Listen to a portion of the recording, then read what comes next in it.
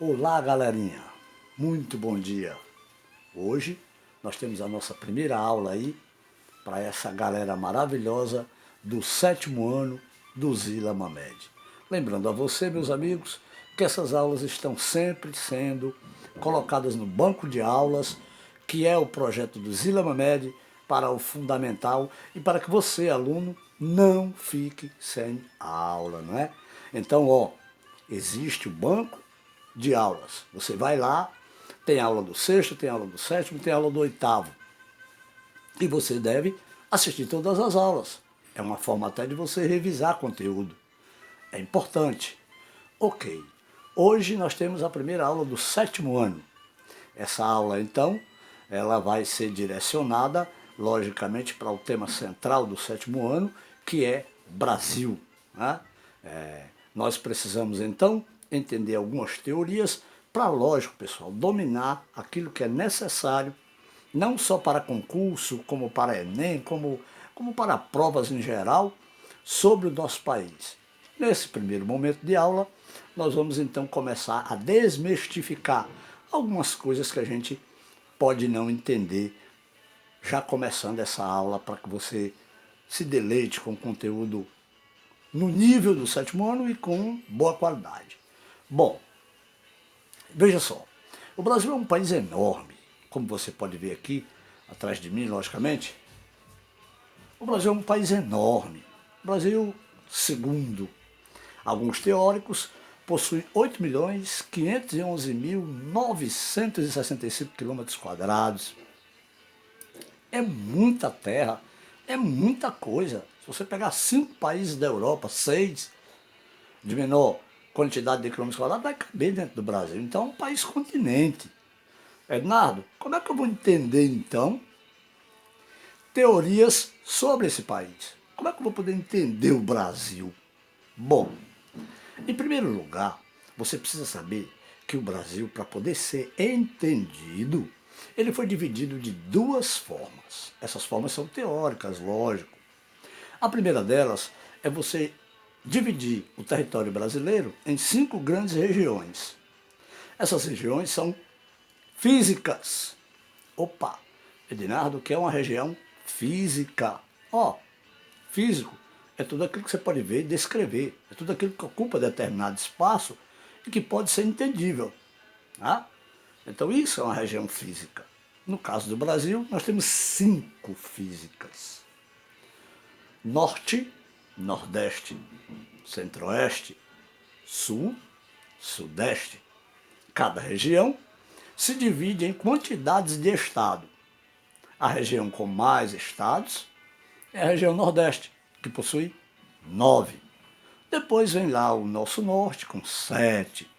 E por aí vai formando um total de 26 estados e um Distrito Federal. Opa, para aí, Ednardo.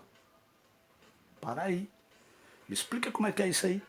Bom, olha, pessoal, já existem teorias, até pela questão do Brasil ter um governador no Distrito Federal, então esse governo denota no Distrito Federal que se trata de uma área de Estado, capital Brasília, coincidindo com o país chamado Brasil. Mas, existem algumas teorias que falam 26 estados e um Distrito Federal. Distrito Federal porque a capital administrativa do Brasil. Capital que envolve todos os problemas direcionados às demais regiões. Mas, quando você se apropria de conhecimento, você pode quebrar o argumento de alguns teóricos. Claro, você é inteligente, você é uma pessoa que detém conhecimento. E você pode dizer, são 27 estados. Aí alguém vai dizer, epa, não, são 26 estados e um Distrito Federal. Aí você, logicamente, vai quebrar a cadeia argumentativa do momento. Você vai dizer, não, são 27 estados porque o Distrito Federal trata-se de uma área que elegeu um governador. Ora, esse tipo de argumento é para quando você dominar o conhecimento, né? E depois tem um detalhe, existem questões, por exemplo, e principalmente de concurso, esse assunto é corriqueiro em concurso, né? Se você botar 26 estados e um Distrito Federal, você vai ter que ir para as opções para achar. Você já pensou se uma opção vier com 27 estados e não trouxer essa opção de 26 e um Distrito Federal? Então, quer dizer, quando o aluno se apropria do conhecimento, ele tem argumento para desfazer as correntes teóricas, né? Isso é muito bom, isso é fenomenal. Agora, para isso tem que estudar, tem que assistir às aulas, né? Tem que se entregar ao que chamamos de conteúdo didático dentro das escolas. Muito bem, vamos prosseguir. Então temos 5 regiões divididas em áreas de estados. Os estados, por sua vez, se dividem em cidades. As cidades se dividem aí com distritos, ou pequenos municípios, uma denotação só para você entender toda a dinâmica da divisão. E lógico, poder conversar de forma inteligente, né? Mostrar conhecimento sobre o que está falando. A outra forma de você entender esse gigante chamado Brasil é, por exemplo, você dividir em aspecto econômico, o outro foi físico, eu fiz 5 regiões, agora eu vou dividir em aspecto econômico. O que é um aspecto econômico, gente? Você logicamente tem a produção de cada região. E logicamente as 5 regiões do Brasil produzem coisas diferentes, né? Quando se trata de indústria, eu posso até ter uma fábrica de oleaginosas, quer dizer, produtos do coqueiral, né? Nós temos o babaçu, nós temos a macaubeira, nós temos uma série de oleaginosas, as castanhas, né? O cajueiro no caso, nós temos o amendoim, que também produz, o algodão. Então, algumas regiões podem até produzir o mesmo óleo, mas produz o mesmo óleo, mas não tem a mesma tecnologia. Aí essa tecnologia já vai diferenciar as regiões. Umas que tem mais tecnologia, por exemplo, a região sudeste, produz quase tudo, muita tecnologia. Região nordeste, produz muita coisa, menos tecnologia, né? Mas crescendo. Nordeste, se a gente for avaliar, depois nós vamos avaliar em outras aulas, você vai ver que nós temos 3 Nordestes, né? Então é interessante que você vá devagarinho, vá passo a passo, para dominar todas essas ideias sobre o nosso país chamado Brasil. Então o segundo aspecto, o primeiro foi o físico, 5 regiões. O segundo é o econômico. Nesse aspecto econômico, nós vamos dividir o Brasil em 3 grandes complexos regionais. Alguns autores vão dizer macroeconômicos, quer dizer macro grande, né?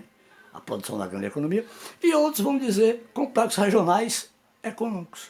Não tem problema, no mesmo sentido. O que vai ser estudado? Produção econômica. Então vamos lá, você tem a física, 5 regiões. O aspecto econômico, 3 grandes complexos regionais. Bacana? Aí, nada, para aí. Mas como é que se formou esse gigante? De onde ele veio? Né? Quais são as teorias que eu posso ter sobre ele? Bom, nós sabemos que do Atlântico para dentro do continente americano, principalmente na América do Sul, nós sabemos que foi traçado um tratado, né, com 370 léguas, quer dizer, entrando no continente. E aí você tinha um risco quase que imaginário no meio do Brasil, e dividido isso por Portugal em 15 grandes lotes, que eles chamavam de capitanias. Capitania, porque tinha um capitão, uma pessoa que mandava. E hereditário. Hereditário porque passava de pai para filho. Essas 15 capitanias lá no início, para a história, eles vão falar de toda a construção das ideias históricas nessa divisão. Para a geografia, nós vamos tratar do aspecto que envolve o espaço e o desenvolvimento desse espaço econômico nas 15 capitanias. Então, para nós interessa o seguinte: a capitania de Pernambuco, que logicamente rica, produzia muito açúcar para a Europa, e a capitania de São Vicente, lá embaixo, que dá uma ideia de São Paulo, mais ou menos o território de São Paulo, envolvendo mais outras áreas de outros estados. Então, a partir dessa ideia, né, essas 2 capitanias, outras capitanias se desenvolveram menos, né, mas aí é onde começa o processo econômico do Brasil. é onde o Brasil começa o seu espaço econômico, né? Pernambuco e São Vicente, que hoje, logicamente, a grande área deu origem ao estado de São Paulo. Um outro aspecto é você entender que dentro da visão de Portugal, as terras que estavam mais próximas do oceano é que pertenciam a ele, então eram os 15 lotes. E aí, os escravos que para cá vinham, eles fugiam muito. E tinham a rebeldia dos índios, que também não queriam ser escravos, então eles relutavam para ser pegos como escravos. E aí vai surgir, olha, isso é questão, inclusive, de muitos concursos, CBTU, concurso a nível de fundamental de 9º ano. Né? Vai surgir aqui um aspecto interessante. 2 movimentos. Um promovido pela coroa portuguesa, e que respeitava as 370 léguas, então ela ia atrás de escravos só até ali, aquelas 370 léguas, e voltava. E o outro movimento, principalmente encabeçado por grandes fazendeiros ali da área de São Paulo, Minas Gerais, né, a capitania de São Vicente, então, que logicamente vazavam, extravasavam o limite das 370 léguas e adentravam em terras que, lógico, depois das 370 pertenciam à Espanha. Quando Portugal e Espanha, então, travaram lá a união da coroa ibérica, né? Que isso aí o professor de História vai passar para vocês com bem mais detalhes. Aqui a gente está traçando o aspecto da formação do espaço econômico do Brasil, né? Então, para nós, a história, ela toca um pouquinho, mas sem entrar muito na história. Vamos ficar aqui na produção do espaço econômico. Então, na busca desses escravos, os bandeirantes, que era o movimento das bandeiras, passavam o Tratado de Tordesilhas, e formavam vilas, formavam povoados, né? Já o pessoal das entradas, que eram movimentos oficiais, encabeçados ou promovidos pela coroa portuguesa, eles respeitavam o Tratado de Tordesilhas. E os bandeirantes, ou seja, o movimento das bandeiras, não respeitavam. Atravessavam atrás dos escravos subjetivos e dos índios rebeldes. Resultado, a Espanha andou se envolvendo numa guerra, o professor de História vai falar, com a Inglaterra e ficou fragilizada. Então Portugal foi, logicamente, num momento de, eu não sei se eu digo esperteza, mas Portugal foi, olha, onde eu tiver um povoado, uma vila, a terra vai pertencer a mim. Então vai pertencer ao Brasil, no caso. E aí quando a Espanha realmente aceita essa proposta, o Brasil passa então das 370 léguas e depois, logicamente, em tempos mais modernos, o Barão de Mauá, o Barão do Rio Branco, esses caras compram alguns pedaços de terra aí da Bolívia, do Paraguai, e o Brasil passa a ter essa formatação que tem hoje. Esse formato de quase cone, né, com a parte larga em cima, a parte estreitada embaixo, passa a ser esse mapa que nós temos hoje no Brasil. Então, só para você fixar, graças a esses movimentos das bandeiras, que eram malvados, né, eles eram movimentos que iam buscar índios rebeldes e escravos fugitivos. Então, graças a esse movimento das bandeiras, a gente acaba absorvendo algumas terras que eram de Espanha. E, logicamente, para dar essa formação de hoje, depois já agora com os anos de 1800, 1900, a compra de alguns pedaços de terra, né? O Acre, por exemplo, foi comprado da Bolívia e outras coisas mais. Então tem esse formato do mapa de hoje. Essa produção, logicamente, que a gente está falando para chegar a esse mapa atual do Brasil, então devemos dar graças a esses movimentos dos bandeirantes. Os bandeirantes que, logicamente, ultrapassavam o Tratado de Tordesilhas. Então, 2 aspectos, a historinha que faz com que você entenda como é que o Brasil tem esse mapa de hoje, o surgimento dos 15 lotes, o desrespeito dos bandeirantes ao Tratado de Tordesilhas, o movimento das entradas, movimento tipicamente português, respeitava o tratado, e logicamente dentro dessa conquista de espaço, o Brasil então passa a ter essa formação de hoje. 3 complexos econômicos, 5 regiões físicas. É assim, meus amigos. que nós começamos a entender as teorias sobre esse gigante chamado Brasil. Eu vou desejar um grande abraço a você, aluno do 7º ano. E lógico, a aula segue, viu? Essa é a primeira aula, nós vamos fazer a segunda. E aí vamos explorar tanto as regiões físicas quanto os complexos econômicos. Paulatinamente, ou seja, vagarosamente, devagar.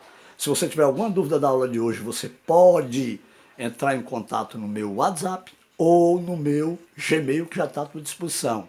Caso você não consiga o contato em nenhum dos dois, eu tenho certeza que a nossa escola, o Zila Momed, tem lá um endereço que você pode acessar e depois entrar em contato com o professor. Ei, grande abraço e a gente vai estar junto na próxima, viu? Espero que você entenda a aula. Se não entender, perguntar. A pergunta, ela é essencial. A pergunta é o meu elo com você. Parabéns, aluno do Zila. Até a próxima.